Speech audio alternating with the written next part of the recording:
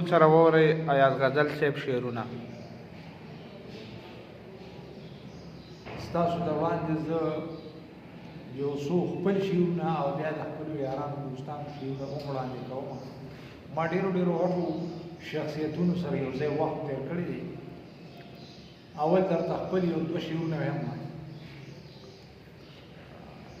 چرته چې د یار د تصور نه سوا هېڅ نه وي، چرته چې د یار د تصور نه سوا هېڅ نه وي، ځان ته به د مینې یو جهان داسې پیدا کړم.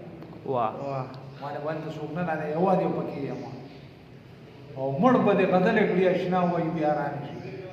اشنا هم ډېره رامي ما ته وایي مړ به دې غزلې کړي اشنا وایي بیا رانشي، جنګ کې به د تا د رقیبان داسې پیدا کړم.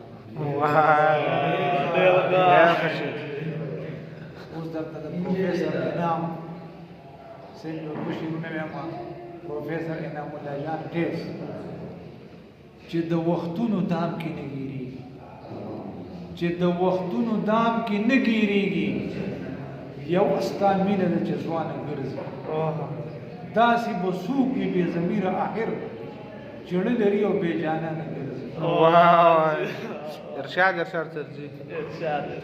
او مشتاق مجروح وایي ما چې ستا کوڅه کې ستا تپوس وکړو، خلکو راته ووایي چې ستا څه کېږي، ما ورته جواب کې ووره څه ووې، ستاسو به څه کېږي زما زړه کېږي. او اجمل خټک وایي چې زه د فضا وسط ته ګورم ته مې پر تړې، زه اسمانونه کچ کوم ته مې وزر تړې، طبیبه لرې شه د خپل عقل علاج دې وکړه، زما زړه خوب دی ته پټی راته په سر تړې. او قلندر مومن صاحب وایي قلندر مومن یو ډېر عظیم شخصیت تېر شوی دی. بی ستا د زلفو نه حل چرته دی، بی ستا د زلفو نه حل چرته دی، تنگ شوم حالاتو نه ول چرته دی، او وجنې مې بې ځایه خو قاتل نه دی، لوټ شوم تالا شوم غل چرته دی. اجمل خټک صاحب شعرونه. او یو ځای کې وایي حمزه بابا سره مقابله هم راغله،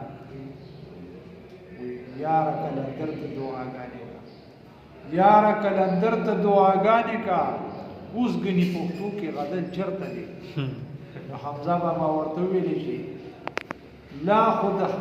لا خو تحیل د حمزه تت نه دی، لا خو تحیل د حمزه تت نه دی، څوک وایي پښتو کې غزل چرته دی. دې شوي او ستا په اننګو کې د حمزه د وینو سره دي، او ته شوې د پښتو غزله ځوان، زه دې بابا کړم. اوس به د وخت د زړه خبرې کوي، ملګرو مونږ د کار سړی که غزل، او رامي شي ناڅا په حیا سترګو ته، وګورم څنګه د چا سترګو ته. والسلام.